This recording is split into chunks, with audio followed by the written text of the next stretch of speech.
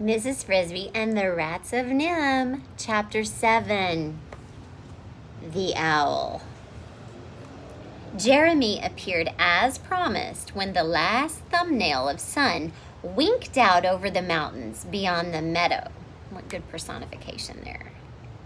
Mrs. Frisby was waiting, her heart pounding in her ears, and 3 of the children were there to watch. Teresa and Martin standing beside their mother, and Cynthia, who was afraid of the crow. Just a pair of round eyes peering out the round doorway.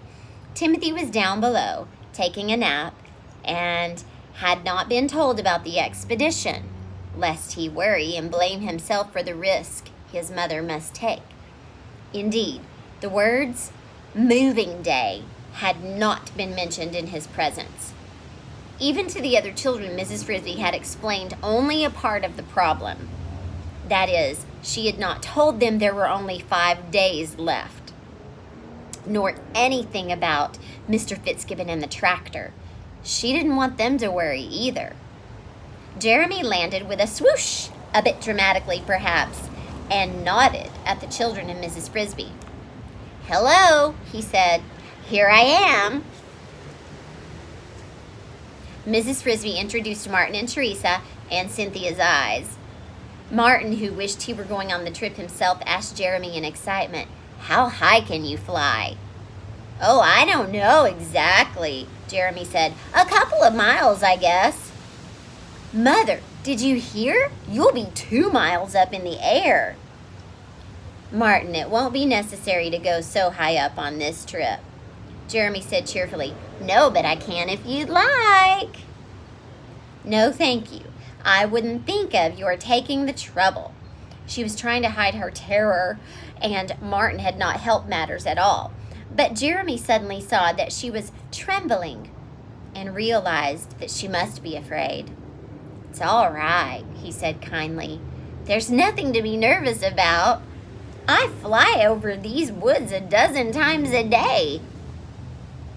"Yes," thought Mrs. Frisby, "but you're not riding on your back, and you can't fall off."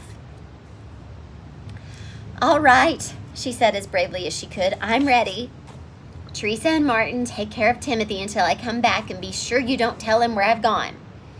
With a small leap, she was on Jeremy's back, lying as flat as she could and holding on tight to the glossy feathers between his wings.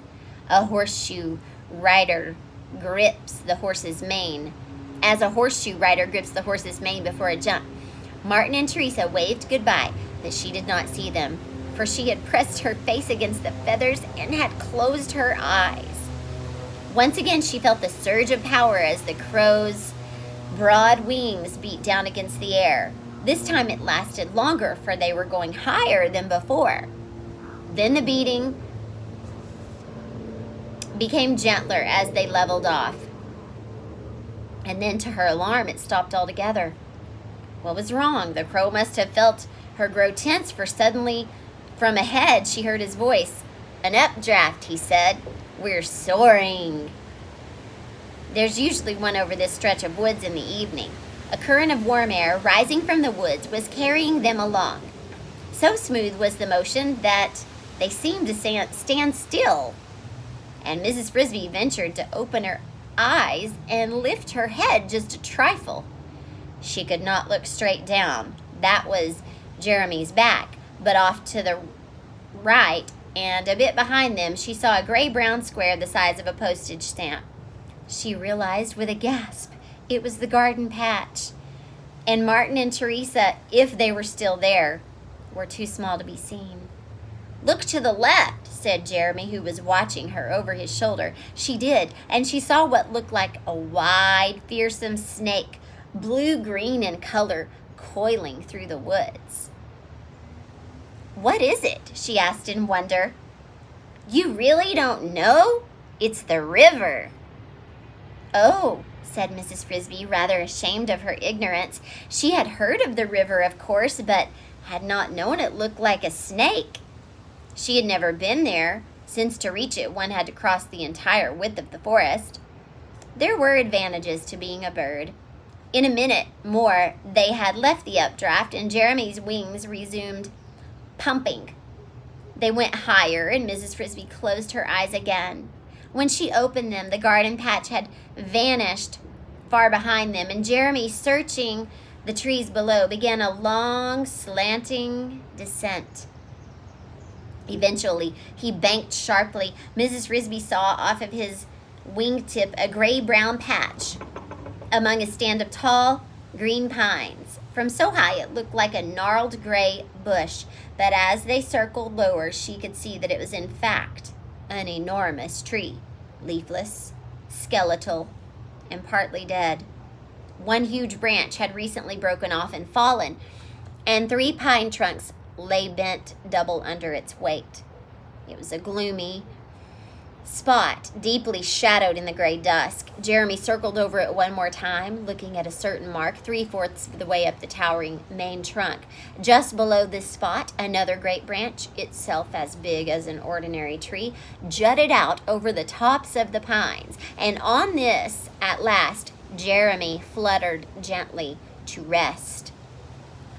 They were some 10 feet from the main trunk, and Mrs. Frisby could see, just above the place where the branch joined the tree, a dark round hole as large as a lunch plate. Simile. "We're here," Jeremy said. "This is where he lives." "Should I get down?" Instinctively, Miss Frisby spoke in a whisper.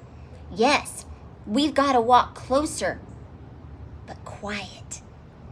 He doesn't like loud noises." "It's so high." She still clung to the crow's back. "But the limb is broad. You'll be safe enough." And indeed, the limb was almost as wide as a sidewalk. Mrs. Frisby gathered her courage, slithered down, and felt the solid wood under her feet.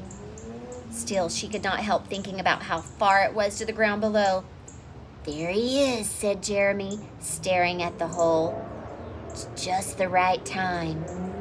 They inched their way along the limb, Mrs. Frisby gripping the rough bark tightly, being careful not to stumble.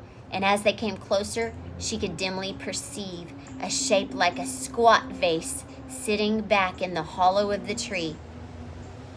Near the top of the vase, wide apart, 2 round yellow eyes glowed in the dark. "He can't see us," Jeremy whispered. "It's still too light." Perhaps not, but he could hear for now a deep round voice, a voice like an organ tone, echoed out of the hollow trunk. "Who is standing outside my house?" Jeremy answered. "Sir, I am a crow. My name is Jeremy, and I have brought a friend. I hope we have not disturbed you. My friend needs your advice." "I see, and can your friend not speak for himself?" "Sir, my friend is a lady mouse." "A mouse?" The sonorous voice sounded unbelieving. "Why should a crow be a friend to a mouse?" "I was trapped, sir, and she set me free. She saved me from the cat." "That is possible," said the owl, "though unusual. I have heard of such a thing before. We all help one another against the cat." "True. And now, sir, my friend herself is in trouble." "I understand," said the owl, moving closer to the round entrance of the hollow. "Mrs. Mouse, I cannot see you, for the glare of the light is too bright. But if you will step inside my house, I will listen to what you have to say." Mrs. Frisby hesitated. She knew something of the dietary habits of owls, and she did not much like the idea of being trapped in his house. Finally, she said timidly, "Sir, I would not want to intrude, and I can hear you quite well from out here." "Mrs. Mouse, please understand that I have no interest at all, as a general rule, in helping mice to solve their problems. If you have indeed saved a bird from the cat, I will spare you a few minutes, but I do not discuss problems with people I cannot see. Either come inside or tell your friend to take you home. Behind her, Mrs. Frisby heard Jeremy whisper very softly, "It's all right. He wouldn't hurt you in his own home." She whispered back, "I hope not." She walked up the limb to the hollow, climbed over, and stepped inside. Up so close, the owl looked very large. Each of his feathery feet was tipped with 5 gleaming talons, an inch long. His beak was curved and sharp and cruel. He blinked his yellow eyes and said, "Please step across my room, away from the light." Mrs. Frisby did as she was told. As she grew accustomed to the dimness, she looked around her. The chamber into which she had stepped was spacious. At that level, almost half of the huge trunk was hollow and clean. But the floor was extremely rough. It was not really a floor at all, but only jagged ends of dead wood sticking up from below, like stalagmites in a cave, so that Mrs. Frisby had to climb rather than walk as she crossed the room. In the back, the walls narrowed to a corner, and there she saw that the owl had built himself a nest as big as a water bucket, simile, of twigs and leaves. From the top she could see protruding some wisps of feathers with which he had lined it. When she got near his nest, she stopped and faced the owl, who had turned from the light of the doorway and was peering at her with his great yellow eyes. Jeremy was nowhere to be seen. She could only hope he was still waiting on the limb outside. "Now," said the owl, "you may state your problem."